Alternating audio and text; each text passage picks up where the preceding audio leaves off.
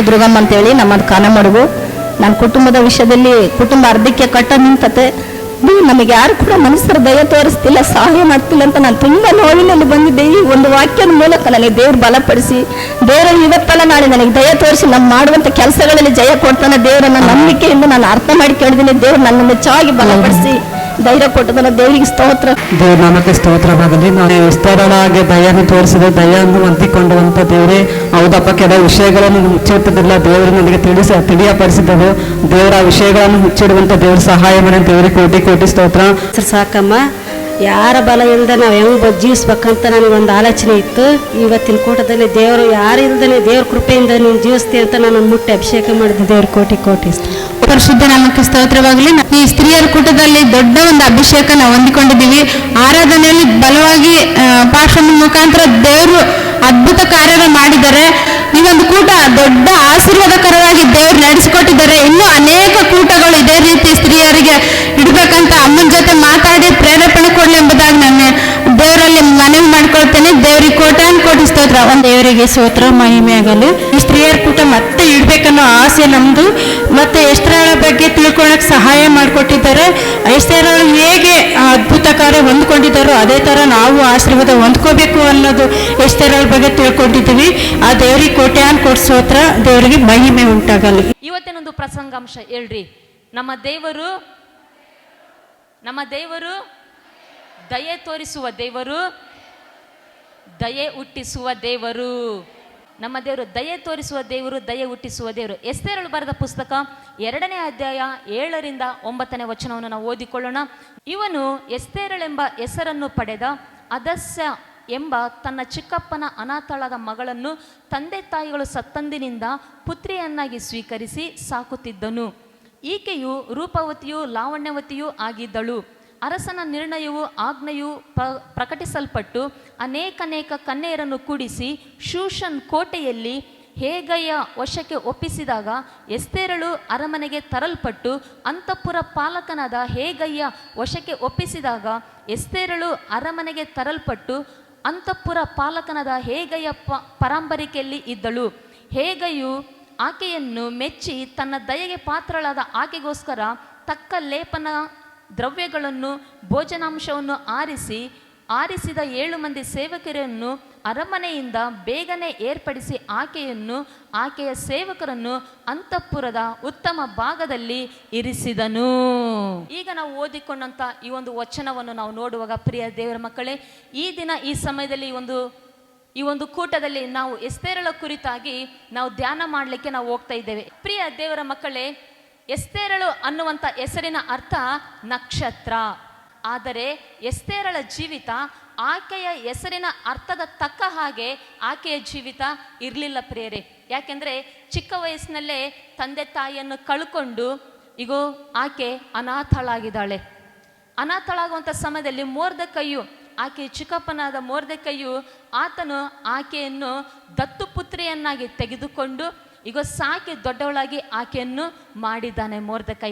ಆಕೆ ಚಿಕ್ಕ ವಯಸ್ಸಿನಲ್ಲೇ ತಂದೆ ತಾಯಿಗಳನ್ನು ಕಳೆದುಕೊಂಡು ಅನಾಥಳಾಗಿರುವಾಗ ಮೊರ್ದೆಕೈ ಏನು ಮಾಡ್ದ? ಆಕೆಯನ್ನು ದತ್ತು ತೆಗೆದುಕೊಂಡು ಆಕೆಯನ್ನು ಸಾಕಿ ಸಲಹಿದ್ದಾನೆ. ಪ್ರಿಯ ದೇವರ ಮಕ್ಕಳೇ, ಇಲ್ಲಿ ನಾವು ನೋಡುವುದಾದರೆ ಮೊದಲನೇದಾಗಿ ಎಸ್ತೇರಳು ದೇವರ ದಯೆಯನ್ನು ಹೊಂದಿಕೊಂಡಿದ್ದಾಳೆ.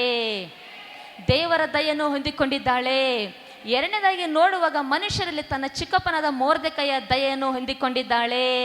ಪ್ರಿಯ ದೇವರ ಮಕ್ಕಳೇ, ಈಗ ಅಹಷ್ವೇರೋಷ್ ಅರಸನು ಆತನು ತನಗೆ ಮದುವೆ ಮಾಡಿಕೊಳ್ಳಿಕ್ಕೆ ಈಗ ಒಂದು ಸುಂದರವಾದಂಥ ಕನ್ಯೆಯನ್ನು ಹುಡುಕ್ಬೇಕಂತೇಳಿ ರಾಜ ಪರಿವಾರದವರಿಗೆ ಆತನು ಹೇಳುವಾಗ, ರಾಜ ಪರಿವಾರದವರು ಅರಸನಿಗೆ ಈಗ ಸುಂದರವಾದಂಥ ಕನ್ಯೆಯನ್ನು ಹುಡುಕ್ಲಿಕ್ಕೆ ಅವರು ಆ ಒಂದು ಶೂಷನ್ ಕೋಟೆಗೆ ಅನೇಕ ಸುಂದರ ಕನ್ಯೆಯರನ್ನು ಕರೆ ತಂದರು ರಾಜನಿಗೆ ಮದುವೆ ಮಾಡಿಸ್ಲಿಕ್ಕೆ.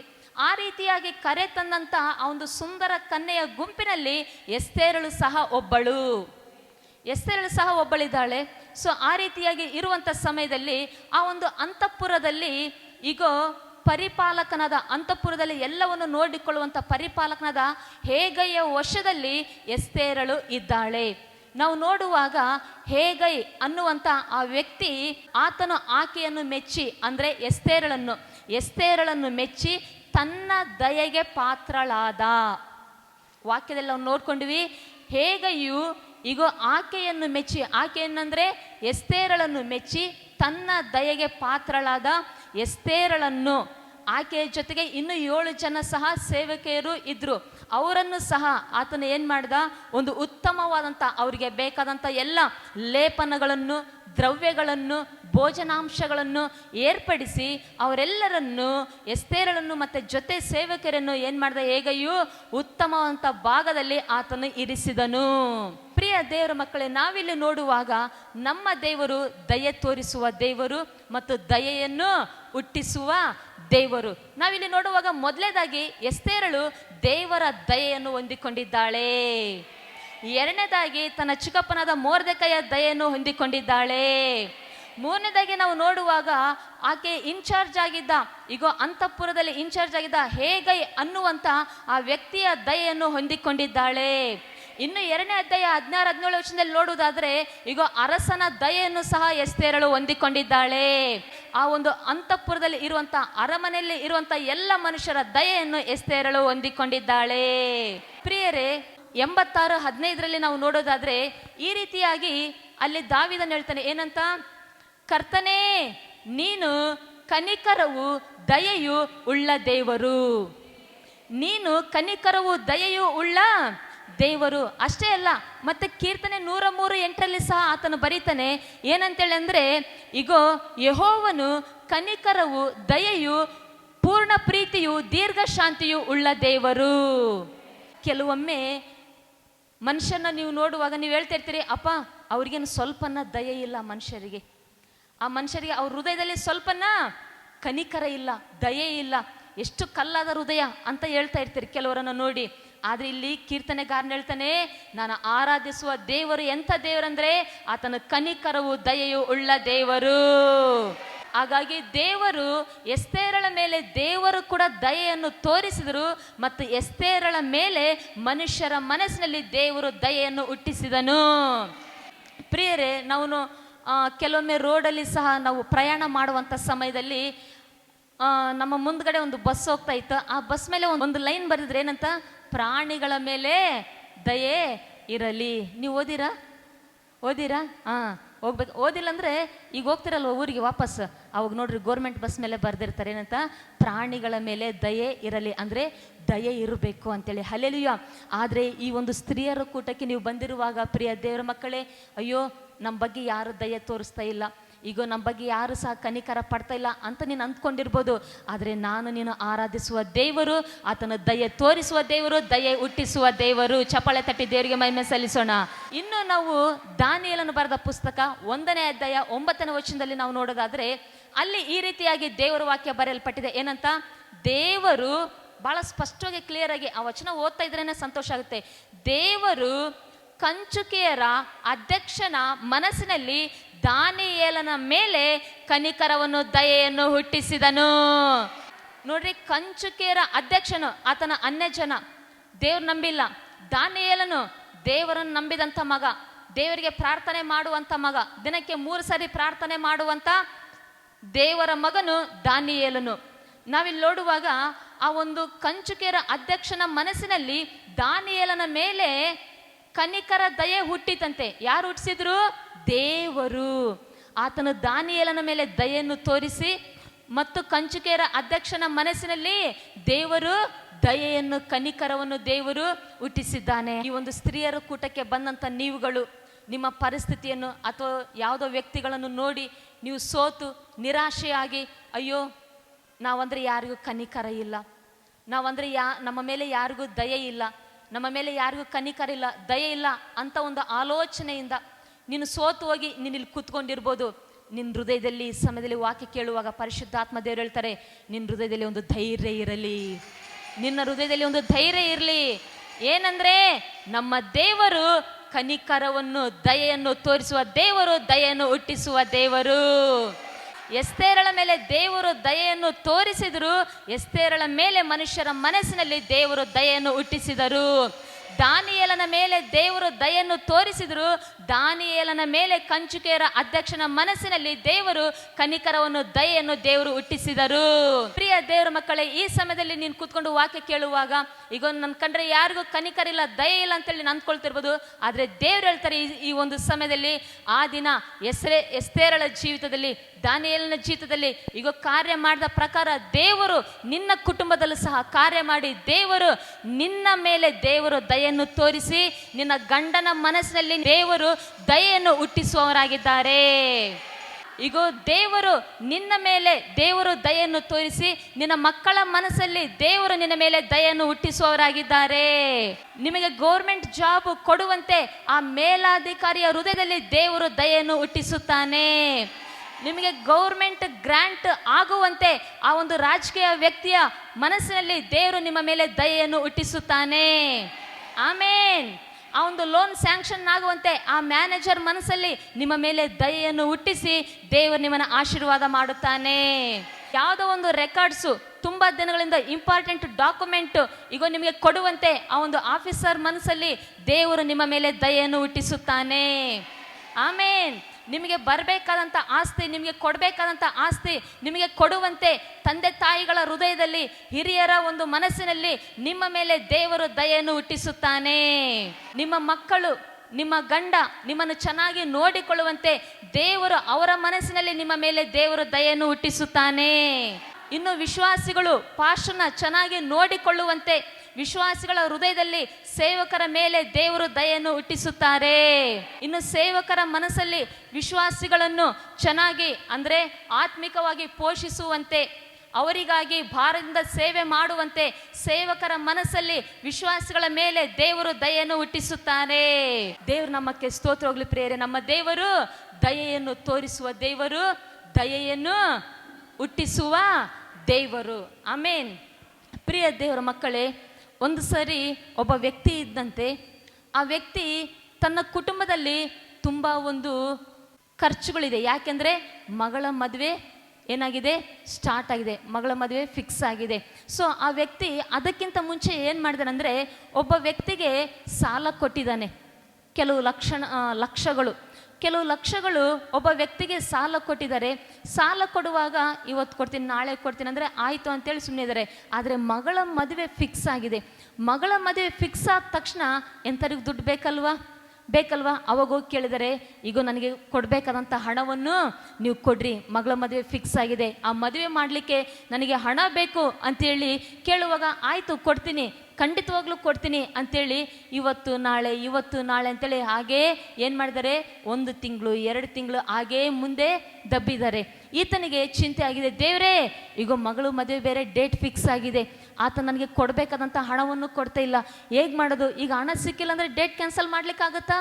ಮದುವೆ ಕ್ಯಾನ್ಸಲ್ ಮಾಡ್ಲಿಕ್ಕಾಗತ್ತಾ? ಆಗಲ್ಲ.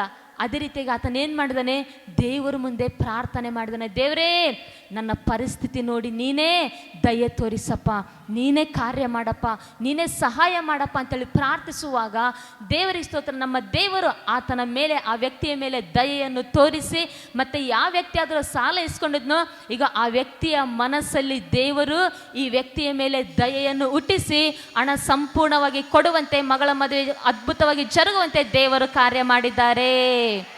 ನಮ್ಮ ದೇವರು ದಯೆಯನ್ನು ತೋರಿಸುವ ದೇವರು, ದಯೆಯನ್ನು ಹುಟ್ಟಿಸುವ ದೇವರು. ಪ್ರಿಯ ದೇವರ ಮಕ್ಕಳೇ, ಆ ದಿನ ಎಸ್ತೇರಳ ಮೇಲೆ ದಯೆಯನ್ನು ತೋರಿಸಿ ಮನುಷ್ಯರ ಮನಸ್ಸಿನಲ್ಲಿ ದಯೆಯನ್ನು ಹುಟ್ಟಿಸಿ ಆಶೀರ್ವಾದ ಮಾಡಿದ ಪ್ರಕಾರ ಈ ಸಮಯದಲ್ಲಿ ವಾಕ್ಯವನ್ನು ಕೇಳುವಂಥ ದೇವರು, ನಮ್ಮ ದೇವರು ನಿನ್ನನ್ನು ನೋಡಿ ಆತನ ದಯೆ ತೋರಿಸುವ ಆತನಾಗಿದ್ದಾನೆ. ನಿನ್ನ ಕುಟುಂಬದ ಮೇಲೆ ದಯೆ ತೋರಿಸುವ ಆತನಾಗಿದ್ದಾನೆ. ಆ ದಿನ ನೋಹನಿಗೆ ದೊರೆತಂತ ಆ ದಯೆ ಈ ಸಮಯದಲ್ಲಿ ಈಗ ನಿನ್ನ ಮೇಲೆ ಸಹ ದೇವರ ಅದೇ ದಯೆಯನ್ನು ಕಳಿಸಿಕೊಡುವ ಆತನಾಗಿದ್ದಾನೆ. ದೇವರ ದಯೆ ನಮ್ಮ ಮೇಲೆ ಇದ್ರೆ ಮನುಷ್ಯರ ದಯೆ ಕೂಡ ದೇವರು ನಮ್ಮ ಮೇಲೆ, ಅವರ ಮನಸ್ಸಿನಲ್ಲಿ ದೇವರ ದಯೆಯನ್ನು ಹುಟ್ಟಿಸುತ್ತಾರೆ. ಎರಡನೇದಾಗಿ ನಾವು ನೋಡುವಾಗ, ಮೊದಲನೇದಾಗಿ ಎಸ್ತೇರಳು ದೇವರ ದಯೆಯನ್ನು ಹೊಂದಿಕೊಂಡಳು ಮತ್ತು ಮನುಷ್ಯರ ದಯೆಯನ್ನು ಸಹ ಹೊಂದಿಕೊಂಡಳು. ಎರಡನೇದಾಗಿ ನಾವು ನೋಡುವಾಗ 2ನೇ ಅಧ್ಯಾಯ 10ನೇ ವಚನ ನಾನು ಓದ್ತೀನಿ, ಕೇಳಿಸ್ಕೊಳ್ರಿ. ಎಸ್ತೇರಳು ಬರೆದ ಪುಸ್ತಕ 2ನೇ ಅಧ್ಯಾಯ 10ನೇ ವಚನ. ಎಸ್ತೇರಳು ತಾನು ಇಂಥ ಜನಾಂಗದವಳು, ಇಂಥ ಕುಲದವಳು ಎಂಬುದನ್ನು ತೋರ್ಪಡಿಸಿಕೊಳ್ಳಲಿಲ್ಲ. ಮೊರ್ದೆಕೈಯು ಹೀಗೆ ಅಪ್ಪಣೆ ಕೊಟ್ಟಿದ್ದನು. ಎರಡನೇದಾಗಿ ನೋಡುವಾಗ, ಎರಡನೇದೇ 10ನೇ ವಚನದಲ್ಲಿ ನಾವು ನೋಡುವಾಗ, ಎಸ್ತೇರಳು ಇಂಥ ಕುಲದವಳು, ಇಂಥ ಜನಾಂಗದವಳು, ಇಂಥ ಜಾತಿಯವಳು ಅಂತ ತೋರ್ಪಡಿಸಿಕೊಳ್ಳಲಿಲ್ಲ. ಯಾಕೆಂದ್ರೆ ಮೊರ್ದೆಕೈಯು ಹೀಗೆ ಅಪ್ಪಣೆ ಮಾಡಿದ್ದನು. ಮೊರ್ದೆಕೈಯು ಏನಂತ ಹೇಳಿದ್ದ? ನೋಡಮ್ಮ, ನೀನಿರುವಂಥ ಆ ಒಂದು ಅರಮನೆಯಲ್ಲಿ ನೀನು ಇಂಥ ಕುಲದವಳು, ಇಂಥ ಜನಾಂಗದವಳು, ಇಂಥ ಜಾತಿಯವಳು ಅಂತ ಯಾರಿಗೂ ನೀನು ಹೇಳಲಿಕ್ಕೆ ಹೋಗ್ಬೇಡ. ಈ ವಿಷಯನ ನೀನೇನು ಮಾಡಬೇಕು? ಮುಚ್ಚಿಡಬೇಕು.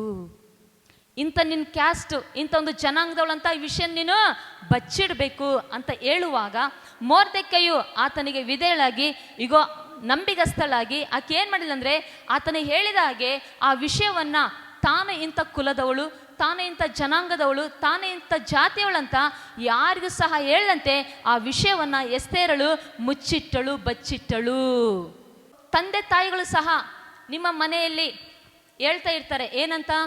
ನೋಡ್ರಿ, ಇಂಥ ವಿಷಯ ಯಾರಿಗೂ ಹೇಳ್ಬೇಡ್ರಿ, ನೀವು ಮುಚ್ಚಿಡ್ರಿ ಅಂತ ಹೇಳ್ತಾ ಇರ್ತಾರೆ. ಅದನ್ನ ಮುಚ್ಚಿಡಬೇಕು, ಅದನ್ನ ಬಚ್ಚಿಡಬೇಕು. ಮನೆಯಲ್ಲಿ ಯಜಮಾನರು, ಹಿರಿಯರು ಹೇಳ್ತಾ ಇರ್ತಾರೆ, ಈ ವಿಷಯ ಯಾರಿಗೂ ಹೇಳ್ಬೇಡ್ರಿ, ಇದನ್ನ ಮುಚ್ಚಿಡ್ರಿ ಅಂತ. ಮುಚ್ಚಿಡ್ಬೇಕಾದಂಥ ಕೆಲವು ವಿಷಯಗಳನ್ನ ಮುಚ್ಚಿಡಬೇಕು, ಬಚ್ಚಿಡ್ಬೇಕಾದಂಥ ಕೆಲವು ವಿಷಯಗಳನ್ನ ಬಚ್ಚಿಡಬೇಕು. ಕೆಲವ್ರು ಇರ್ತಾರೆ, ಏನ್ ಮಾಡ್ತಾರೆ? ಯಾರಿಗೇಳಲ್ಲ ಅಂತೇಳಿ 3ನೇ ವ್ಯಕ್ತಿಗೆ ಹೇಳಿರ್ತಾರೆ. ಆಗ್ಲೇ ನಿಜವಾಗ್ಲೂ ನಾನು ಯಾರಿಗೇಳಲ್ಲ ಅಂತೇಳಿ ಏನ್ ಮಾಡ್ತಾ ಇರ್ತಾರೆ? 4ನೇ ವ್ಯಕ್ತಿಗೆ ಹೇಳಿರ್ತಾರೆ. ನಿಜವಾಗ್ಲೂ ನಾನು ಯಾರಿಗೇಳಲ್ಲಪ್ಪ, ಸತ್ಯವಾಗ್ಲೂ ಯಾರಿಗೇಳಲ್ಲ ಅಂತೇಳಿ ಅರ್ಧ ಓಣಿಗೆ ಸಾರಿರ್ತಾರೆ. ಮತ್ತೆ ನಾನು ಯಾರಿಗೇಳಲ್ಲ, ನಾನು ಮುಚ್ಚಿಡ್ತೀನಿ, ನಾನು ಬಚ್ಚಿಡ್ತೀನಿ ಅಂತೇಳಿ, ನೋಡು ನಿನಗೊಬ್ಬನಿಗೆ ಹೇಳ್ತೀನಿ, ನಿನಗೊಬ್ಬಳಿಗೆ ಹೇಳ್ತೀನಿ ಅಂತ ಎಲ್ಲರಿಗೆ ಹೇಳಿರ್ತಾರೆ. ಯಾರಿಗೇಳಲ್ಲ ಅಂತೇಳಿ, ನೋಡು ನೀನೊಂದೇ ಕ್ಲೋಸ್ ಫ್ರೆಂಡ್ ಅಂತ ನಿನಗೆ ಹೇಳ್ತನು, ನೀನೊಂದೇ ನನ್ನ ಅರ್ಥ ಮಾಡ್ಕೊತೀಯ ಅಂತ ಅದಕ್ಕೆ ನಿನ್ನ ಹತ್ರ ಹೇಳ್ತಿದ್ದೀನಿ ಅಂತೇಳಿ ಎಲ್ಲರಿಗೆ ಹೇಳ್ತಾ ಇರ್ತಾರೆ. ಮುಚ್ಚಿಡಲ್ಲ, ಬಚ್ಚಿಡಲ್ಲ. ಯಾರಿಗೇಳಲ್ಲ ಅಂತೇಳಿ, ನೋಡು ನೀನೊಂದೇ ಒಳ್ಳೆಳಂತ ನಿನಗೊಂದೇ ಹೇಳ್ತಿದ್ದೀನಿ, ನೀನೊಂದೇ ನನಗೆ ಬೆಸ್ಟ್ ಫ್ರೆಂಡ್ ಅಂತ ನಿನಗೆ ಹೇಳ್ತಿದ್ದೀನಿ, ನೀನೊಂದೇ ಕ್ಲೋಸ್ ಫ್ರೆಂಡ್ ಅಂತ ನಿನಗೆ ಹೇಳ್ತಾ ಇದ್ದೀನಿ ನಾನು, ಸತ್ಯವಾಗ್ಲೂ ಮತ್ತು ನೀನು ಯಾರಿಗೆ ಹೇಳ್ಬಾರ್ದು ಅಂತೇಳಿ ಇಡೀ ಊರಿಗೆಲ್ಲ ಸಾರಿರ್ತಾರೆ. ಮುಚ್ಚಿಡ್ಬೇಕಾದಂಥ ವಿಷಯಗಳನ್ನು ಮುಚ್ಚಿಡಲ್ಲ, ಬಚ್ಚಿಡ್ಬೇಕಂತ ವಿಷಯಗಳನ್ನು ಬಚ್ಚಿಡಲ್ಲ ಪ್ರಿಯರೇ. ಆದರೆ ಅದೇ ನಾವಿಲ್ಲಿ ಎಸ್ತೇರಳ ವಿಷಯಕ್ಕೆ ನಾವು ಬರುವುದಾದರೆ, ಎಸ್ತೇರಳ ಒಂದು ವಿಷಯಕ್ಕೆ ಬರುವುದಾದರೆ, ಎಸ್ತೇರಳು ಮುಚ್ಚಿಡ್ಬೇಕಾದಂಥ ಕೆಲವು ವಿಷಯಗಳನ್ನು ಆಕೆ ಮುಚ್ಚಿಟ್ಟಳು, ಬಚ್ಚಿಡ್ಬೇಕಾದಂಥ ಕೆಲವು ವಿಷಯಗಳನ್ನು ಆಕೆ ಏನು ಮಾಡಿದ್ಲು? ಬಚ್ಚಿಟ್ಟಳು. ಅದೇ ರೀತಿಯಾಗಿ ನೀವುಗಳು ಸಹ ನಿಮ್ಮ ಜೀವಿತದಲ್ಲಿ, ನಿಮ್ಮ ಕುಟುಂಬದಲ್ಲಿ ಮುಚ್ಚಿಡ್ಬೇಕಾದಂಥ ಕೆಲವು ವಿಷಯಗಳು ಇರುತ್ತೆ, ಅವನ್ನ ಮುಚ್ಚಿಡಬೇಕು, ಅವುಗಳನ್ನು ಬಚ್ಚಿಡಬೇಕು. ಪ್ರಿಯ ದೇವರ ಮಕ್ಕಳೇ, ನಾವು ನೋಡುವಾಗ ಮೋಶೆ ಚಿಕ್ಕವನಾಗಿದ್ದಾಗ ಮೋಶೆಯ ತಾಯಿ ಆ ಸ್ತ್ರೀ ಏನು ಮಾಡಿದ್ಲು? ಮೋಶೆ ಪ್ರಾಣಕ್ಕೆ ಅಪಾಯ ಇರುವಂಥ ಸಮಯದಲ್ಲಿ ಮೋಶೆಯನ್ನ ಜಂಬು ಹುಲ್ಲಿನ ಪೆಟ್ಟಿಗೆ ಮಾಡಿ ನೈಲ್ ನದಿಯಲ್ಲಿ ಮೋಶೆಯನ್ನು ಬಚ್ಚಿಟ್ಟಳು. ಆ ರೀತಿಯಾಗಿ ಬಚ್ಚಿಡುವಾಗ ನಾವು ನೋಡುತ್ತೇವೆ, ಭವಿಷ್ಯದಲ್ಲಿ ಮೋಶೆ ದೊಡ್ಡವನಾಗಿ ಬೆಳೆದ ಮೇಲೆ ಭವಿಷ್ಯದಲ್ಲಿ 30 ಲಕ್ಷ ಮಂದಿಯ ಮೇಲೆ ದೇವರು ನಾಯಕನನ್ನಾಗಿ ಆಶೀರ್ವಾದ ಮಾಡಿದ್ದಾರೆ. ಹಾಗಾಗಿ ಇನ್ನು ನಾವು ನೋಡುವಾಗ ಯೋಸೇಫ ಮತ್ತು ಮರಿಯಳು ಅವರು ಯೇಸು ಸ್ವಾಮಿ ಚಿಕ್ಕ ಮಗು ಆಗಿದ್ದಾಗ ಯೇಸುವನ್ನು ಅವರು ಬಚ್ಚಿಟ್ಟಿದ್ದಾರೆ. ಯಾಕೆ ಅಂದರೆ ಹೆರೋದನು ಆಜ್ಞೆ ಮಾಡಿದ್ದಾನೆ, ಏನಂತ? 2 ವರ್ಷದ ಗಂಡು ಕೂಸುಗಳನ್ನೆಲ್ಲ ನೀವೇನು ಮಾಡಬೇಕು? ಕೊಂದು ಹಾಕ್ರಿ, ಸಾಯಿಸ್ಬಿಡ್ರಿ ಅಂತ ಹೇಳುವಾಗ ಈ ವಿಷಯವನ್ನು ಕೇಳಿದಂಥ ಯೋಸೇಫ ಮತ್ತು ಮರಿಯಳು ಅವ್ರೇನು ಮಾಡಿದ್ರು? ಯೇಸುವನ್ನ ಹೆರೋದನ ಕೈಗೆ ಸಿಕ್ಕದಂತೆ ಏನು ಮಾಡಿದ್ರು? ಯೇಸುವನ್ನ ಬಚ್ಚಿಟ್ರು. ಆ ರೀತಿಯಾಗಿ ಬಚ್ಚಿಡುವಾಗ ಏನಾಯ್ತು ಅಂದರೆ, ಭವಿಷ್ಯದಲ್ಲಿ ಕರ್ತನಾದ ಯೇಸುವನ್ನು ಬಚ್ಚಿಡುವಾಗ ಭವಿಷ್ಯದಲ್ಲಿ ಆತನ ಇಡೀ ಪ್ರಪಂಚಕ್ಕೆ ಆತನು ದೇವರಾಗಿದ್ದಾನೆ. ಹಾಗಾಗಿ ಪ್ರಿಯ ದೇವರ ಮಕ್ಕಳೇ, ನೀವುಗಳು ಸಹ ಎಸ್ತೇರಳ ಹಾಗೆ ಬಚ್ಚಿಡಬೇಕಂತ ಕೆಲವು ವಿಷಯಗಳನ್ನು ನೀವು ಬಚ್ಚಿಡುವುದಾದರೆ ನೀವುಗಳು ಸಹ ನಿಮ್ಮ ಭವಿಷ್ಯದಲ್ಲಿ ದೊಡ್ಡ ದೊಡ್ಡ ಕಾರ್ಯಗಳನ್ನು, ಆಶೀರ್ವಾದಗಳನ್ನು ನೋಡುವವರಾಗಿದ್ದೀರಿ. ಅದು ಬಿಟ್ಟು ಅಯ್ಯೋ ನನ್ನ ಗಂಡ ಹಂಗೆ, ನನ್ನ ಗಂಡ ಹೀಗೆ, ನಮ್ಮ ಅಪ್ಪ ಹಾಗೆ, ನಮ್ಮ ಅಪ್ಪ ಹೀಗೆ, ನಮ್ಮ ಅಣ್ಣ ಹಾಗೆ, ನಮ್ಮ ಅಣ್ಣ ಹೀಗೆ, ನಮ್ಮ ತಮ್ಮ ಹಾಗೆ, ನಮ್ಮ ತಮ್ಮ ಹೀಗೆ, ನಮ್ಮ ಅಳಿಯ ಹಾಗೆ, ನಮ್ಮ ಅಳಿಯ ಹೀಗೆ, ನಮ್ಮ ಮಗ ಹಾಗೆ, ನಮ್ಮ ಮಗ ಹೀಗೆ ಅಂತೇಳಿ ನೀನೇ, ನಮ್ಮ ಗಂಡ ಹಾಗೆ, ನಮ್ಮ ಗಂಡ ಹೀಗೆ ಅಂತೇಳಿ ನೀನೇ ನಿನ್ನ ಕುಟುಂಬದ ಬಗ್ಗೆ ಹೇಳ್ಕೊಂಡು ತಿರುಗಾಡ್ತಾ ನೀನು ನಿನ್ನ ಕುಟುಂಬನ ಒಡೆದುಕೊಳ್ಳೋದರ ಬದಲು ನಿನ್ನ ಕುಟುಂಬವನ್ನು ಪ್ರಾರ್ಥನೆಯಲ್ಲಿ ಬಚ್ಚಿಡು.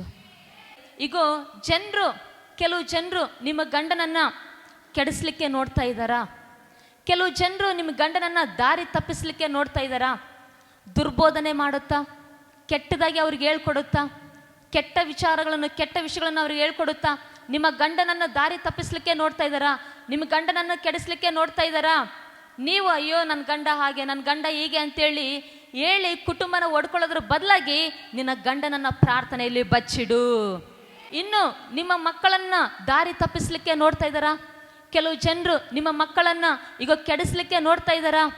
ನೀವು ಅಯ್ಯೋ ನಮ್ಮ ಮಕ್ಕಳು ಹಾಗೆ ಮಾಡ್ತಾರೆ, ನಮ್ಮ ಮಕ್ಕಳು ಹೀಗೆ ಮಾಡ್ತಾರೆ ಅಂತೇಳಿ ಹೇಳ್ಕೊಂಡು ತಿರುಗಾಡೋದಕ್ಕಿಂತ ನಿಮ್ಮ ಮಕ್ಕಳನ್ನು ಪ್ರಾರ್ಥನೆಯಲ್ಲಿ ನೀವು ಬಚ್ಚಿಡ್ರಿ. ಇನ್ನು ಕೆಲವು ಜನ ನಿಮ್ಮ ದುಡಿಮೆ, ನಿಮ್ಮ ವ್ಯಾಪಾರಗಳನ್ನು, ನಿಮ್ಮ ಬಿಸ್ನೆಸ್ಗಳನ್ನು ಈಗ ಹಾಳು ಮಾಡಲಿಕ್ಕೆ ನೋಡ್ತಾ ಇದ್ದಾರಾ? ನೀವು ನಿಮ್ಮ ದುಡಿಮೆ, ವ್ಯಾಪಾರಗಳನ್ನು, ನಿಮ್ಮ ಬಿಸ್ನೆಸ್ಗಳನ್ನು, ನಿಮ್ಮ ಒಂದು ಫೈನಾನ್ಷಿಯಲ್ ವಿಷಯವನ್ನು ಪ್ರಾರ್ಥನೆಯಲ್ಲಿ ಬಚ್ಚಿಡ್ರಿ. ಇನ್ನು ಕೆಲವು ಜನ ನಿಮ್ಮ ಸೇವೆನ ಹಾಳು ಮಾಡ್ಬೇಕಂತ ನೋಡ್ತಾ ಇದ್ದಾರಾ? ಈಗ ನಿಮ್ಮ ಸೇವೆಯನ್ನು ಕೆಡಿಸ್ಲಿಕ್ಕೆ ನೋಡ್ತಾ ಇದ್ದಾರಾ? ನೀವು ನಿಮ್ಮ ಸೇವೆಯನ್ನು ಪ್ರಾರ್ಥನೆಯಲ್ಲಿ ಬಚ್ಚಿಡ್ರಿ. ಪ್ರಿಯ ದೇವರ ಮಕ್ಕಳೇ, ಆ ರೀತಿಯಾಗಿ ಬಚ್ಚಿಡುವಂಥ ಕೆಲವು ವಿಷಯಗಳನ್ನು ಬಚ್ಚಿಡಬೇಕು. ಎಸ್ತೇರಳನ್ನು ನಾವು ನೋಡುವಾಗ ಆಕೇನು ಮಾಡಿದ್ಲು? ತಾನಿಂಥ ಕುಲದವಳು, ತಾನಿಂಥ ಜನಾಂಗದವಳು ಅಂತೇಳಿ ಎಲ್ಲಿ ಸಹ ತೋರ್ಪಡಿಸ್ಕೊಳ್ಳಿಲ್ಲ. ಆಕೇನು ಮಾಡಿದ್ಲು? ಆ ವಿಷಯವನ್ನು ಬಚ್ಚಿಟ್ಟಳು, ಮುಚ್ಚಿಟ್ಟಳು. ಆ ರೀತಿಯಾಗಿ ಇಡುವಾಗ ನಾವು ನೋಡುವಾಗ ಭವಿಷ್ಯದಲ್ಲಿ ಯೆಹೂದ ಜನಾಂಗವನ್ನು ನಾಶದಿಂದ ತಪ್ಪಿಸಿ ಕಾಪಾಡಿದ್ದಾಳೆ. ಮೊದಲನೇದಾಗಿ ಎಸ್ತೇರಳು ದೇವರ ದಯೆಯನ್ನು ಹೊಂದಿಕೊಂಡಳು, ಮನುಷ್ಯರ ದಯೆಯನ್ನು ಹೊಂದಿಕೊಂಡಳು. ಎರಡನೇದಾಗಿ ನೋಡುವಾಗ ಬಚ್ಚಿಡ್ಬೇಕಂತ ಕೆಲವು ವಿಷಯಗಳನ್ನು ಹಾಕಿ ಬಚ್ಚಿಟ್ಟಳು. ಅದರಿಂದಾಗಿ ಆಕೆನೂ ಆಶೀರ್ವದಿಸಲ್ಪಟ್ಟಳು, ಯೆಹೂದ ಜನಾಂಗವನ್ನು ಸಹ ನಾಶದಿಂದ ತಪ್ಪಿಸಿ ಕಾಪಾಡಿದ್ದಾಳೆ.